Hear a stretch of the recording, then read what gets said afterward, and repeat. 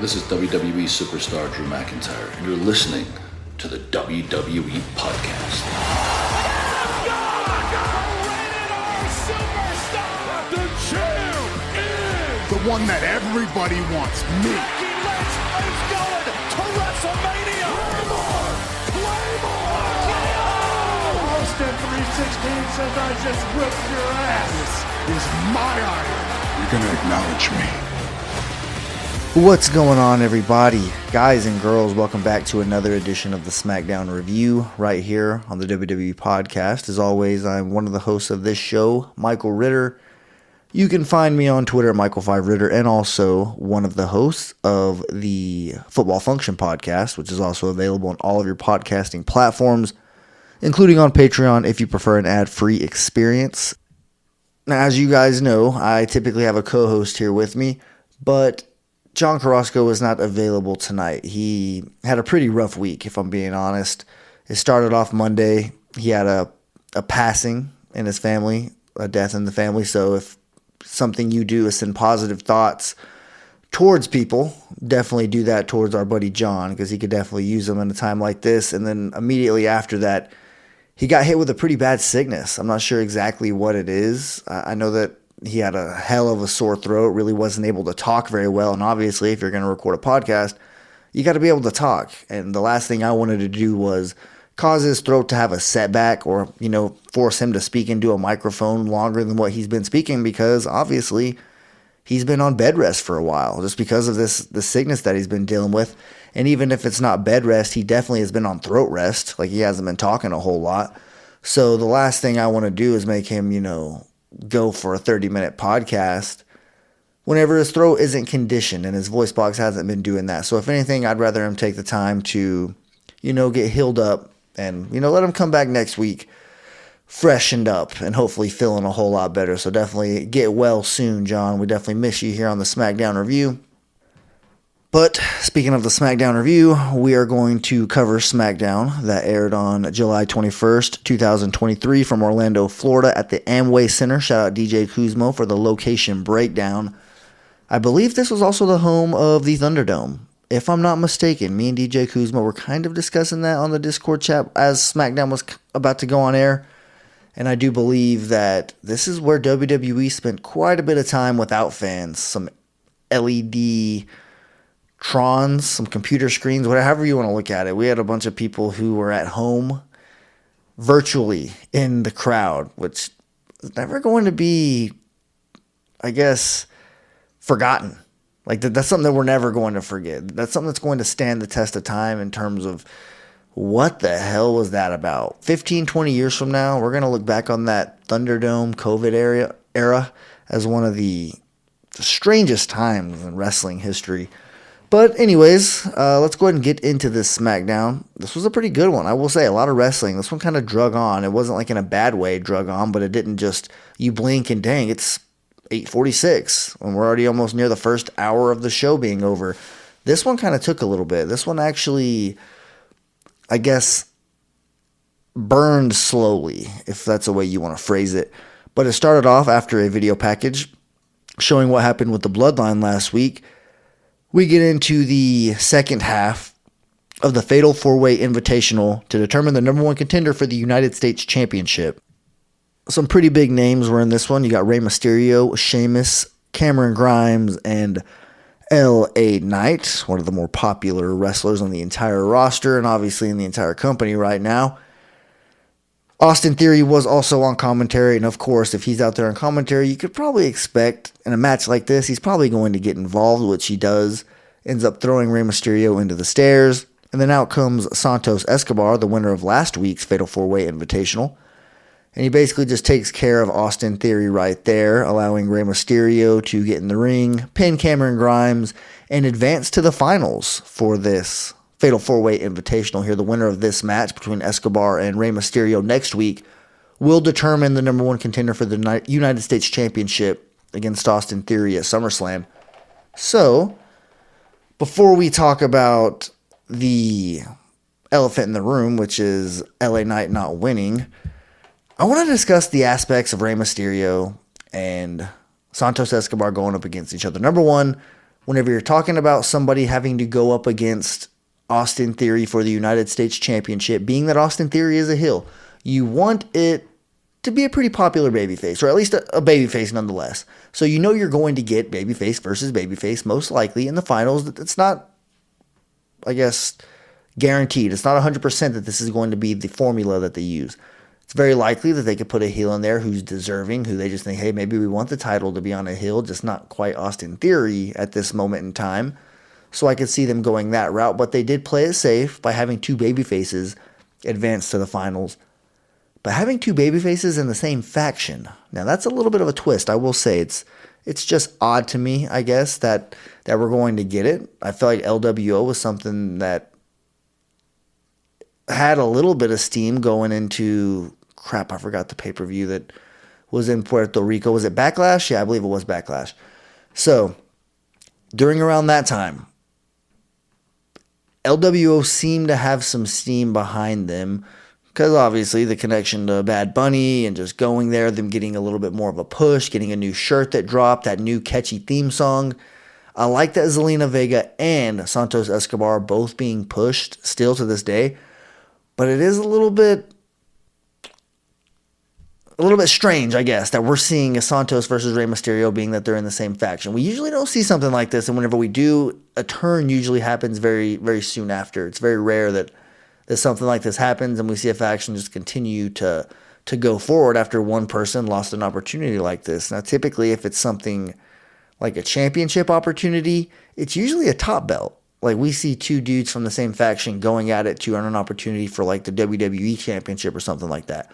So the fact that we're seeing this faction have to pretty much come to a head for the United States Championship is a little bit odd, but it makes me feel good about the United States Championship. I feel like it would be better on any of those guys who were in this Fatal 4-Way, including Santos, if you want to count the other winner who won last week's Fatal 4-Way.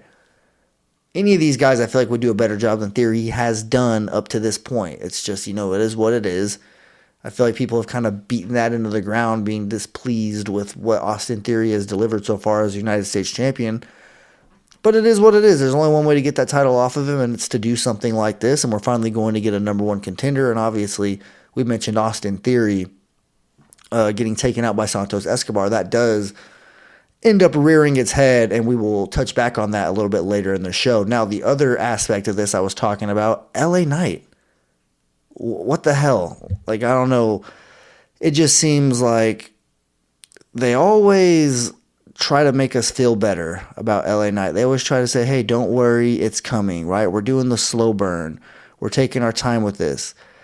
And I guess if I'm being honest, I'm curious what the hell they're waiting for. Just at least for the mid-card. Like, I totally understand. You don't want to put him directly in, winning the Money in the Bank. That pretty much springboards him into the main event picture because he's going after one of those big titles. I totally understand that. But to pretty much say, all right, he's not going to win the Royal Rumble. He's going to feud with Bray Wyatt. After this Bray Wyatt feud, though, they're really going to push this guy. So really be ready there. He's not on WrestleMania. Okay, well, it's okay. We're about to get into a new season. We're about to get into, that post-WrestleMania where they like to try out new things with the roster. So don't worry. Once we get past WrestleMania, we'll be good. And then you fast forward a little bit more. We're doing a WWE draft. Okay, LA Knight's they're going to split these brands up. They're going to look for new storylines. They're going to look to push new stars. We're going to see somebody eventually, hopefully, get over with the crowd. And we're going to see somebody be able to take advantage of this brand extension. Okay, so we get there. Money in the Bank comes. Don't worry, guys. It's just Money in the Bank. He doesn't need that. Like I just said, it springboards him to the big championships, the World Heavyweight Championship, the Undisputed Championship. We don't want to see LA Knight go there because he's probably going to lose. We want him to see a little bit more of a slower ascend to the top. We want to see him kind of hit that mid-card first. So we get that. Let's have him be the guy that dethrones Austin Theory, right?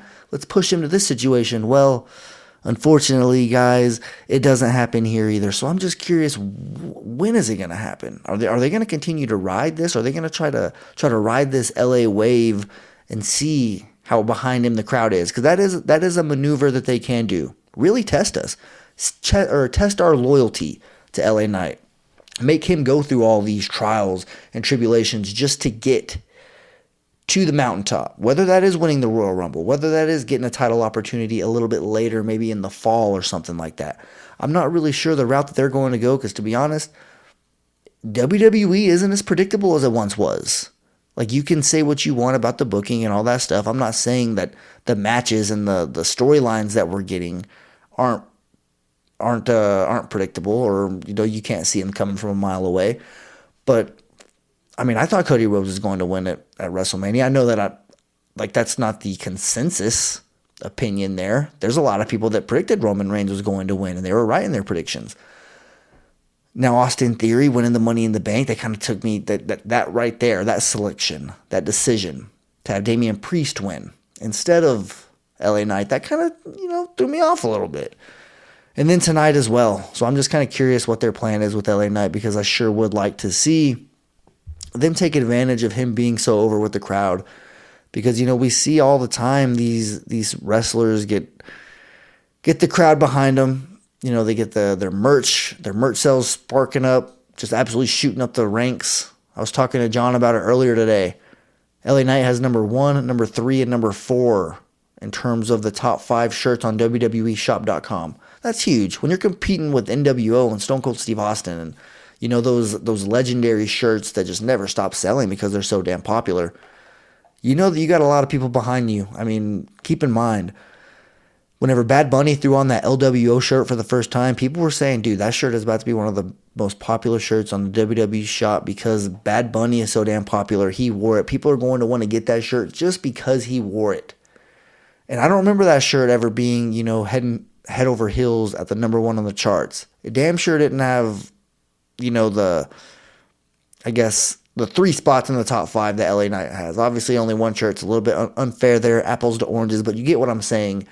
Is with how popular the Bad Bunny LWO shirt was at that time, for LA Knight to have 3 spots in the top 5, that has to tell you right there that this shirt and just his popularity as a whole is through the roof. I just hope WWE capitalizes on that, because it would be a very foolish decision not to.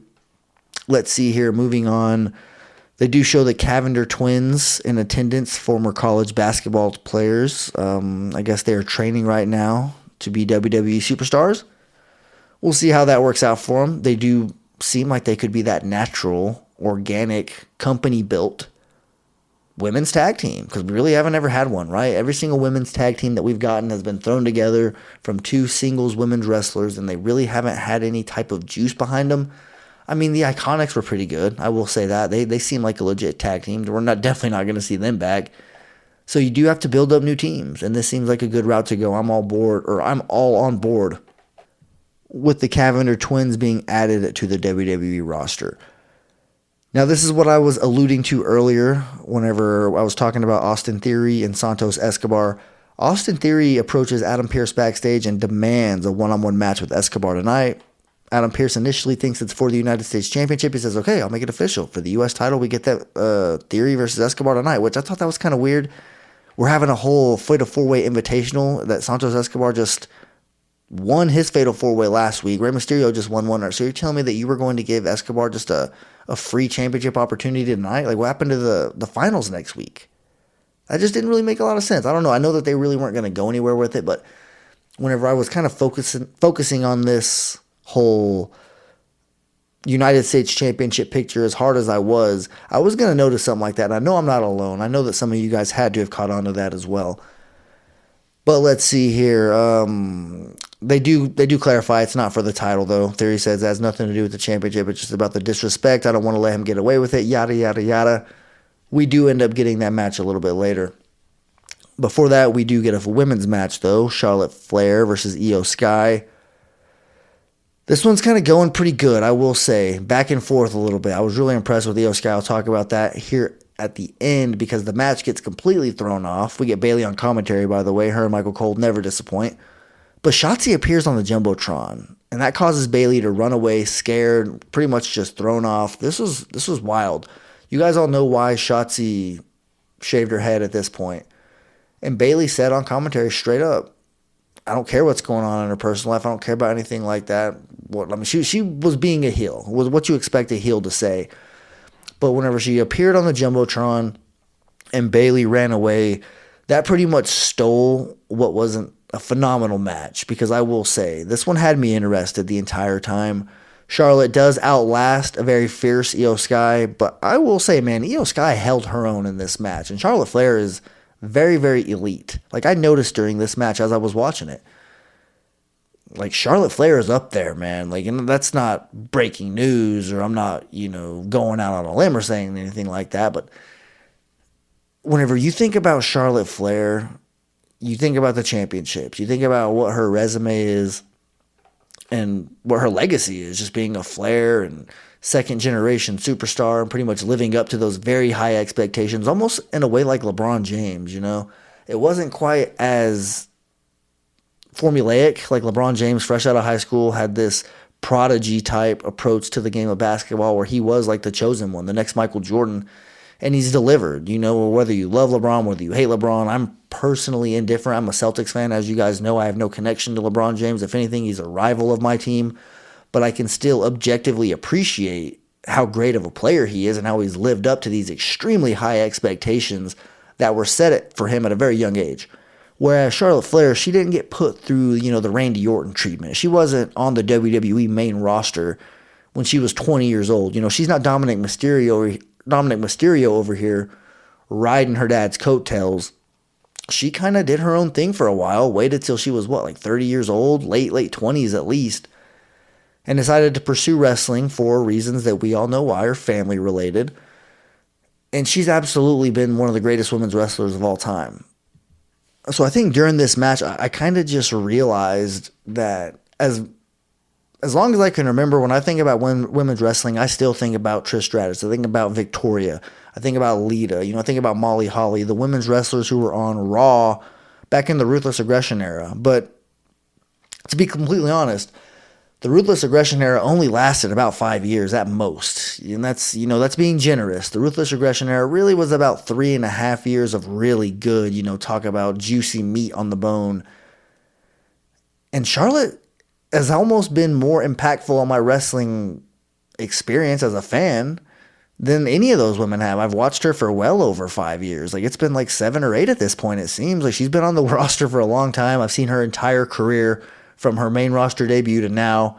So that's why it is a little bit different. I think it kind of sunk in that there's a lot of these women's wrestlers who are on the roster right now, like Charlotte, Becky Lynch, obviously, Sasha was the same, Natalya for sure, that have just been around for such a long time, and, they really don't get the respect that they deserve because they're women's wrestlers. It's always going to be, like, as much as I hate to say it, and I'm not saying that it's right or anything, but it is more of a men's sport. Like, if you look at the average audience, like, if you just look at the crowd, it's probably about like a 4-to-1 in terms of guys to girls. And if you do see a girl in the crowd, do you think that she, bought the ticket herself and just decided to go? There's probably a few. I'm not saying that you can't be a female wrestling fan, so definitely don't take that from this. All I'm saying is most of the time, from my experience seeing women in wrestling crowds, they're usually with their husband, or they're with their son, or someone who has a passion for wrestling, and they might have that same passion. But most of the time it comes along with some sort of male figure in their life, whether it is in the form of a child or a spouse or just any type of family member. However you build your wrestling fandom, everybody has their own story.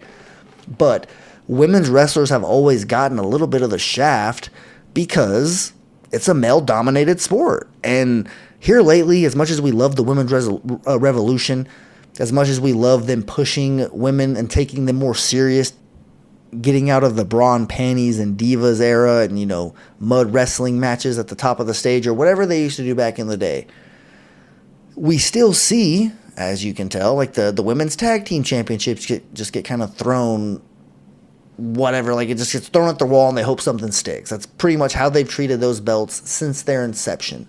So that's pretty much what we expect from them just every single time that we see the women's championships on the board. I'm talking about the tag team, of course. But even the top belts, we see storylines kind of just get chopped at the legs whenever somebody like Charlotte Flair approaches. And I just hyped up Charlotte Flair for a long time. So clearly, I'm not saying that this is like her fault or anything like that, but it's just the way that they handle the women's division is, I mean, there's really, like, there's no bloodline storyline going on there. There's not even like they don't even take the build up to like building contenders as serious as we're seeing the United States Championship. Like, we're not going to get 2 fatal 4-way matches to figure out who's going to be a women's number 1 contender. It's usually just recycle. We'll go after the Raw Women's Championship or the SmackDown. I know the belts have different names now, but you get what I'm saying is they usually just kind of rotate a little bit between like 5 women.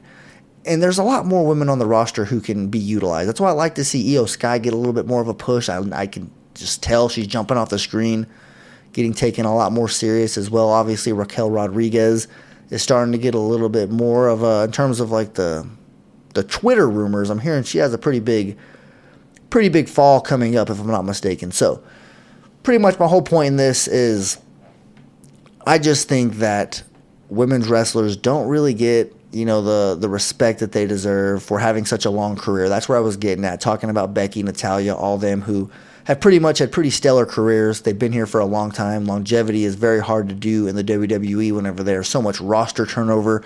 It's such a brutal sport on your body, which causes people to miss a lot of time, maybe have a shorter career than they originally anticipated. But whenever you get women who, deliver a Hall of Fame resume and they don't even really get their flowers until it's over and we get like You Deserve It chance or something like that, or one more match chance, it is something that you kind of pay attention to. But it's something that, obviously as a young kid, when I was growing up in the Ruthless Aggression era, I didn't care about women's wrestling. Like, it just wasn't really something that I was a fan of. And I've kind of grown to appreciate it over the years, now that obviously I've gotten older. But that's just kind of something I wanted to, get off my chest a little bit here, is that, women's wrestling deserves a little bit more attention and a little bit more, I guess, thought whenever you're talking about the production team, the booking team, and, the people who are actually in charge of the creative decisions. Use your talent. We're getting a nice, juicy storyline from Shotzi. This is what I'm talking about here. A nice character change, long-term type of storyline telling that we're going to get from this. Obviously, it's been several weeks. She's been off the TV, so who knows? I can see her coming back and having a completely new role here in the company, which is something that I think it desperately needs. Let's see here. Moving on, we get Dominic Mysterio and Rhea Ripley kind of talking backstage with Megan Morant, I believe is who it was. But no, it was Kayla Braxton. That was on me for sure. She was actually there tonight. And Butch eventually walks up. He talks about that NXT North American Championship and how pretty much he deserves it more than Dominic Mysterio. And we get a one-on-one match here. HBK shows up because that's what Dominic pretty much tries to use as his excuses why he doesn't want to fight, is because there's nobody from NXT here that can make it official. Well, they're in Orlando, so that was a pretty dumb thing to say by Dominic. HBK walks up immediately, says, I think that's a great idea. Butch versus Dominic here for the NXT North American Championship. Yeah, that's a great idea. Let's go ahead and make that happen. I'm going to go talk to Adam Pearce, see if I can't get this match official. Which, you think that Adam Pearce is going to say no to HBK? I highly doubt that. Keeping things backstage, Bayley and Io Sky, after Io Sky's match with Charlotte, and obviously Bayley runs away because of Shotzi appearing on the Jumbotron. They're frantically going back to the locker room, kind of bickering back and forth a little bit, and Bayley notices her bag was moved or something like that, because she's immediately thrown off by her bag. She's like, what the hell's going on here? And she turns it around, and it's her face stuck on the bag because she stabbed a hole in her face with scissors into her bag. So, you take that for whatever you think it is. Read between the lines.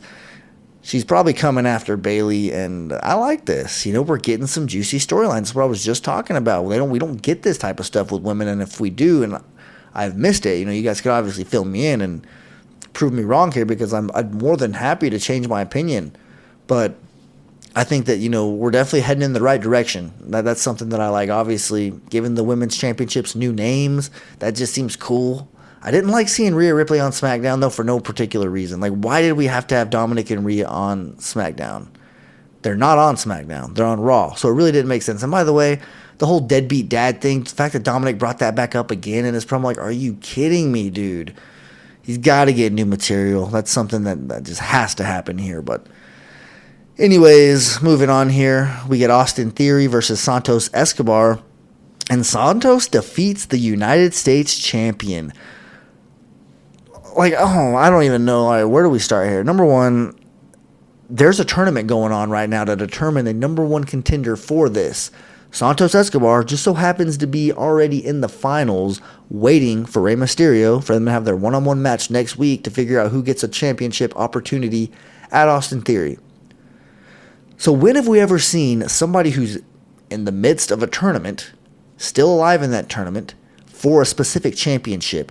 When have we ever seen a wrestler who's already qualified for a finals in this tournament for a championship get a match against that champion during the process? That just makes absolutely no sense. I'm sure we probably have gotten it at some point. And the fact that he beat him, are you kidding me? I could understand if they use that 2007 New York Giants versus New England Patriots approach. Week 17, the Giants and Patriots have a dogfight of a game. Both teams already had the playoffs clinched. They both play their starters for all 4 quarters. Even though they could sit their starters, the Patriots are trying to get an undefeated season. The Giants are trying to ride momentum going into the playoffs. Both of these teams could have sat their starters, but they decided to play. No, let's go at each other. Let's see who the better team is. The Patriots barely sniff out a win, but they eventually meet in the Super Bowl. Patriots still undefeated.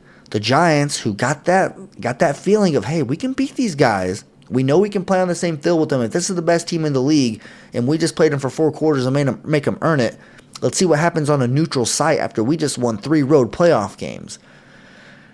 Santos Escobar could have almost beat Theory. He could have done this. He could have had this same kind of approach that I just referenced with the Giants and Patriots. He could have almost beat Theory, said, all right, I know I can beat the United States champion. Next week, go out, beat Rey Mysterio, have a rough match against someone who's in his faction, somebody who he views as a father figure, as a leader, somebody who he respects just so much from what he brings from a Latino wrestler, obviously, from the luchador. Santos Escobar could have had a juicier build-up than beating the champion, because now if he doesn't beat Austin Theory in 2 weeks, this win right here is going to really haunt him, because he did beat him clean. But it wasn't for the championship. It just so happened to be 14 days or 15 days before a championship match, and he could end up losing, Santos that is, next week to Rey Mysterio, and it's all for naught. And Rey Mysterio ends up having to go at Austin Theory, but still, having the champion lose, that's what really didn't make a lot of sense to me, just being completely honest. I guess we'll see what happens here. Up next, we get Dirty Dominic versus Butch for the North American Championship, and I will say this is my first time ever covering a North American Championship match. Just being that I'm a SmackDown review host, this is an NXT Championship. Our paths have never crossed. I mean, if we do cross, it's like Survivor Series where NXT versus the main roster or something like that. And I don't really have to cover the championship. It's just the person who's holding the championship is involved or on my TV screen or something like that. And this is an actual NXT North American Championship match that I was covering. And I thought that was kind of cool. Just, add it to my belt here. But nonetheless, Rhea Ripley does try to get involved here. She hands Dominic, a steel chain, like John Cena style, but a little bit more like Junkyard Dog. This is a little bit strange, the way this match kind of played out. Ridge does come out to try to stop him from using that, and then out rolls Pretty Deadly, and I say roll because one of them's in a wheelchair. The one that separated his shoulder last week, he comes out too, though. Yeah, he's in a wheelchair, and they both come out. It was nice to see him. I will say, if John was here, this might be where we start having the conversation where we start to view this tag team differently.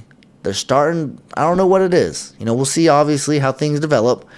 But I'm not quite as opposed to Pretty Deadly as I was, even a couple weeks ago. We'll kind of get there. We'll talk about it a little bit later when we get my buddy John back. And we can kind of bounce off of each other there because I know how he feels about this tag team. But as they roll out there to pretty much confront Rich Holland for injuring one of them, what's his name? Elton Prince. Yeah, that's right. That's the one that got injured. Okay. So they do confront him a little bit, and that pretty much just distracts Butch enough for Rhea Ripley to kind of run behind him, take his leg out, and then Dominic throws him into the turnbuckle, gets a roll-up win. But Dominic can't even get the pin right because the referee has to tell him, dude, you're underneath the freaking rope. Scoot over a little bit. I did believe that was kind of funny there, but nonetheless, Dominic successfully retains his championship and walks out of SmackDown still your North American champion. One thing I took away from this, however, though, is Dominic's mullet is coming in strong. I mean, it's been in strong for a while, but you can tell that back's getting real long. Anytime he gets a nice cut there with the actual front part of it, it really makes that mullet stand out, and that's just something that I noticed. It's really starting to come in nice, if you will. But what else do I have? The final thing to talk about here, the main event, the rules of engagement. This segment was kind of all over the place. The entrances were 100% longer. We had a pretty, decent Jey Uso entrance. They really wanted to hype up the challenger here. We get a commercial break, and then we get Roman Reigns' entrance. So by then, you're like, man, I've been sitting here waiting for this. The anticipation is built up. What the hell's going on here? And all they really do is discuss the details of what tribal combat is. And they sign the contract for the Undisputed Universal Championship match at SummerSlam. But honestly, it was the embrace at the end that kind of threw me off between Roman Reigns and Jey Uso. Like, Jey, he makes sure that it's known that he wants this for the Ulafala. He wants to be the tribal chief. He wants to not only be the Universal Champion, but he wants to wear that red Ulafala around his neck to pretty much symbolize exactly who he is at the as the quote-unquote tribal chief. Which, a little bit weird. I will say that he was staring at it, like how hardcore he was staring at it whenever Roman Reigns took it off and then placed it on the championship to kind of give you that visual of what is at stake here in this match. Jey Uso was looking at it like almost like a dog is looking at a piece of meat. Like, this was actually just... I was like, come on, Jey. Like, it's all about the Universal Championship, man. Beating Roman Reigns. Like, that's what you really want. You're going to get that. That just comes with it. That's icing on the cake. But I don't know. Maybe I just look at it a little bit different. But they stand up, and they kind of shake heads, touch foreheads. I was waiting for the other shoe to drop, but this was a little bit of an embrace here. And I thought, this is just so strange because I felt like we were beyond past that point. I thought there was no way in hell that we were going to get Jey Uso and Roman Reigns actually showing mutual respect for each other and not taking the low road, like actually both kind of saying like, hey, we're about to have to get it on, but we know what it's about, we know what it's for, and we'll see what happens afterwards. But the next thing we see is Solo Sikoa keyword try to hit Jey Uso with a Samoan spike, and he's stopped by Roman Reigns. This kind of adds to the whole Solo and Roman dynamic that we've kind of been seeing slowly being built. And if Roman does walk away beating Jey Uso and then they start to go immediately into Solo Sikoa into Roman, that would be such brilliant storytelling. Like, oh my gosh, I've already patted them on the back so much for this bloodline stuff. But I will say, man, if that's what they do, if they just keep going one after the other and they actually eventually do kind of self-implode and eventually maybe Solo's the one to take the title off, I don't know. Brilliant storytelling. But either way, like we saw a little bit earlier, they had a backstage segment where they were just sitting there. I don't even believe a word was spoken. It was all just visuals, eye contact, what Solo was looking at, the way they were all looking in the locker room, Roman, Paul Heyman, and Solo.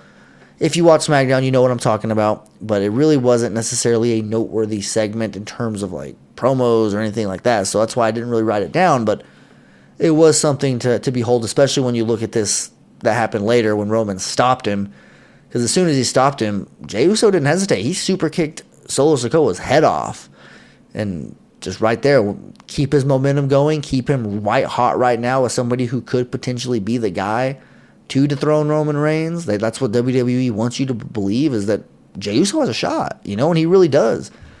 Just the Solo Sikoa stuff is really what's getting me here, because there's so much that can unfold whenever you look at him. He doesn't talk on the microphone enough for him to be ready to dethrone Roman or actually go at Roman, unless Paul Heyman switches and he turns on Roman Reigns too and goes with Solo Sikoa. Then I could see it possibly working, because Solo wouldn't have to talk nearly as much and he'd still be able to be taken extremely serious because of what Paul Heyman adds as a mouthpiece. But if he was to go, no pun intended, solo and be on his own, I don't know if he's ready for that. I don't know if he can quite fill those shoes yet, but I did think this was strange, just the way that it ended. The Roman Reigns and Solo Sikoa stuff, that's what you got to pay attention to going forward. After SummerSlam, that is. Obviously, it's a big benchmark for us to get to. We got to see who wins this match between Jey and Roman. But if I'm betting, I'm probably going to still bet on Roman Reigns to defeat Jey Uso here. We'll see what happens over the next couple weeks. But that does do it for me here on the SmackDown review. I do appreciate you guys tuning in. Obviously, this was a solo episode, which is typically a little bit harder to do whenever you have a co-host as good as my buddy John, who is, really great at bouncing ideas off of and just thoughts and how we view the show. It's just a fun experience. You get used to doing these live reviews, and this one wasn't a live review because that's extremely hard. Doing a live review by yourself, it's one thing to be streaming, watching on YouTube or something like that, but to be talking about it, I pretty much have to be doing Michael Cole. I have to be actually sitting here going play by play, move by move, keeping you up to speed on what's going on with the match. But nobody wants to hear that. They just want to hear the overall thoughts and the post-show analysis, which is what we're here to do. So I do appreciate you guys making us part of your weekly routine, and hopefully you will continue to do that with all of the other shows here on the WWE podcast, but also over on the Football Function. We're about to get into football season. This is going to be a big year for us. We want this to be the best year yet. If you subscribe on Patreon, obviously you get ad-free experience, but you also get episodes dropping early. And we're going to be doing some pretty cool stuff here in the football season, once football season actually gets here. So definitely tune in if you're a football fan. And, you could support some other, WWE podcast hosts over there. Obviously, Double J is involved with the Fantasy Football Function. We got guys like DJ Kuzma, who's a big supporter of the Football Function, and Howard Poole is Patron of the Year. So go check us out if that's something you're into. But nonetheless, guys, I hope you all have a damn good weekend. Walk passionately in the direction of your dreams, and I'll talk to you soon. Thanks for listening to the WWE Podcast. Don't forget to subscribe on your favorite podcast app so you don't miss a show, or head to WWEpodcast.com. And for all of these shows ad-free, head over to patreon.com/WWE Podcast. Until then, we'll see you next time.